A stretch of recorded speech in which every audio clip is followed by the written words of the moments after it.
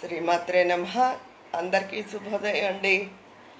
మీ అందరి విషయస్తోనూ జ్వరం తగ్గింది, అంటే ఒక కోర్స్ అయింది, ఇంకా ఉంది. మళ్ళీ వాళ్ళ నుంచి మళ్ళీ ఎల్లుండి దాకా వేసుకోవాలి. చాలా వరకు నయమేలండి. మీరేం చేస్తున్నారో, ఎలా ఉన్నారో అందరికీ ప్రికాషన్స్ చెప్పాను, అవి పాటిస్తున్నారా? అందరూను మా ఇంటికి వచ్చిన వాళ్ళని కూడా ఎవరిని లోపల రానివ్వట్లేదు, బయట నుంచినే మాట్లాడి పంపిస్తున్నారు. ఈయన లేకపోతే లోపలికి వస్తే కదలరండి బాబు, మామూలుగానే కదలరు, ఇలా కూర్చునేవో చెప్తూ ఉంటారు. అది నాకు సంబంధించింది కాదు, ఆయనకి సంబంధించింది అనుకోండి.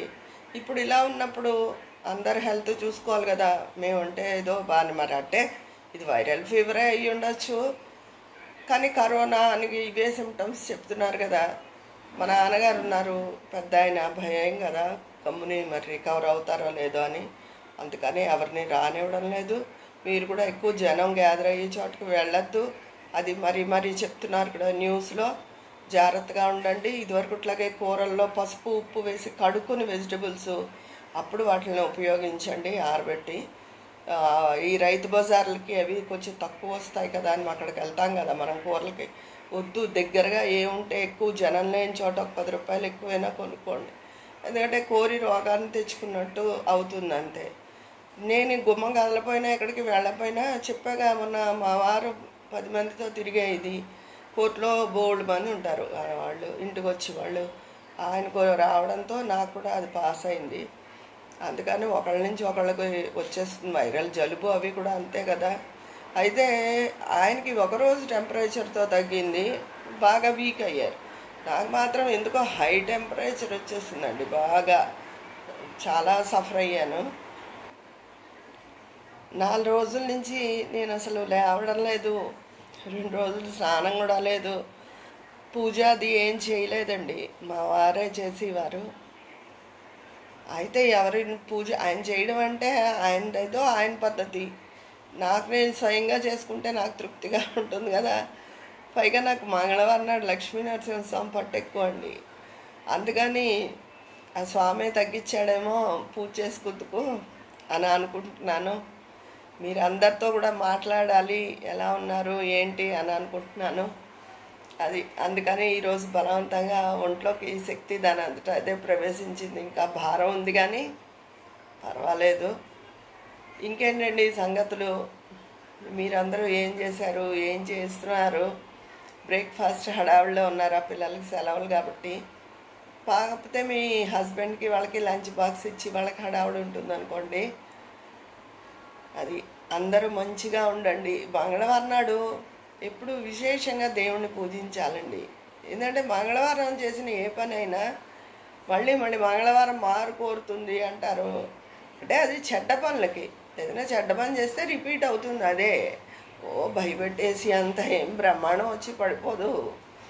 అయితే ఇప్పుడు మరి నేను మంగళవారం నాడు పుట్టాను, మంగళవారం పుడితే మరి ఏంటి ఏమన్నారు అందరూ? జయవారం, ఆంజనేయ స్వామికి ఇష్టమైన రోజు మంగళవారం, వాళ్ళు చాలా ధైర్య సాహసంగా ఉంటారు, అలా చెప్తారు.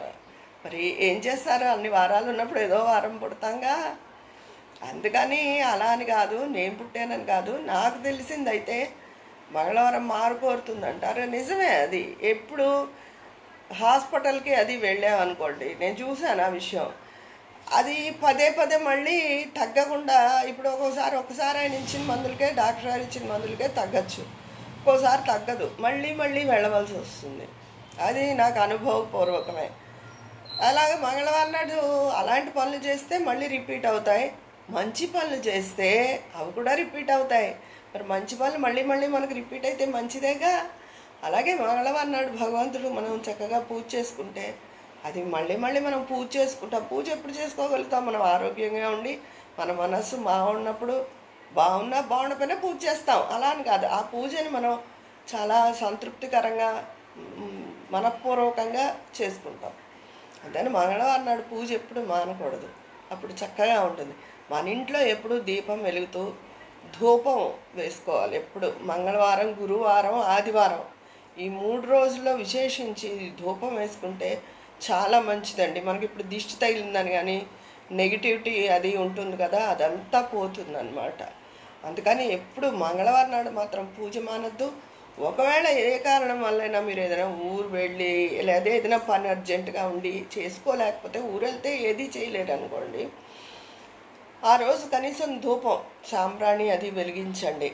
బాగా హాల్లో పెట్టుకోండి. అది అన్ని దేవుడి దగ్గర హాల్లో కూడా అన్ని గదులకి వ్యాప్తి చెందేలాగా అనమాట. అప్పుడు మనకి ఏదో కారణం వల్ల అవతల వాళ్ళ నుంచి నరదృష్టో ఏదో రకంగా నెగిటివిటీ వచ్చి చేరుతుంది. అదంతా పోయి పాజిటివ్ ఎనర్జీ ఇంట్లో ఏర్పడుతుంది.